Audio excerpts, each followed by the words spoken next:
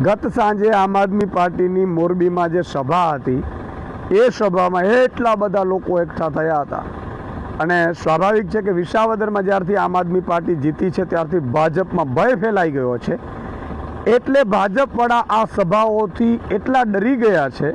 આગામી 2 મહિનામાં આવી 2000 સભાઓ ગુજરાતમાં થવાની છે અને ગુજરાતનો આખો માહોલ જ્યારે બદલવાનો છે. લોકો તમામ જગ્યાએ એવું કહે છે કે ભાઈ વિસાવદરવાળી કરીશું, પરિવર્તન લાવવાના મૂડમાં છે 7 કરોડ જનતા.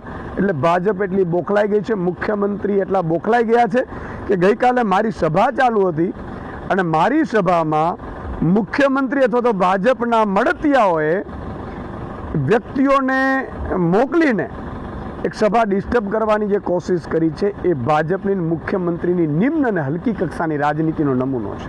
ઈશુદાન ગઢવી પત્રકાર હતો ત્યારે ગરીબો, વંચિતો, શોષિતો, મધ્યમ વર્ગ, ખેડૂતો, યુવાનો માટે અવાજ ઉઠાવતો હતો અને આજે પણ ઉઠાવતો રહેશે.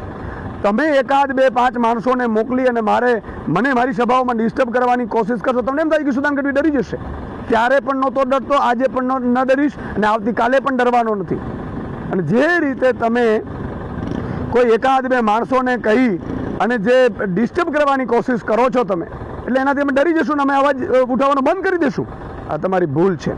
અમે મજબૂતાઈથી ગરીબો, વંચિતો, શોષિતો, બેરોજગાર યુવાનો અને ખેડૂતોનો અવાજ ઉઠાવીશું અને એની માટે લડીશું અને એની માટે ગોળી ખાવા પણ તૈયાર છીએ. બીજું કે જે યુવાને આવેશમાં આવીને જેને પણ લાફો માર્યો છે એ આમ આદમી પાર્ટીનો કાર્યકર્તા નથી. બીજું કે એ હિંસક ઘટનાને ક્યારેય આમ આદમી પાર્ટી સપોર્ટ નથી કરતી. આ બધી ભાજપની ચાલ છે અને ભાજપ એ ડરી ગઈ છે આમ આદમી પાર્ટીથી, એટલે માહોલ બગાડવાની કોશિશ કરે છે. ગુજરાતની જનતાને મારી વિનંતી છે કે ભાજપની એક પણ ચાલમાં આવતા નહીં. તમારો અને મારો અવાજ અહીંયાથી ગુંજે નહીં, ઉઠે નહીં, પરિવર્તન આવે નહીં, કઈ રીતે ભટકાવે એ માટેનો આ ભાજપનો ચાલ છે.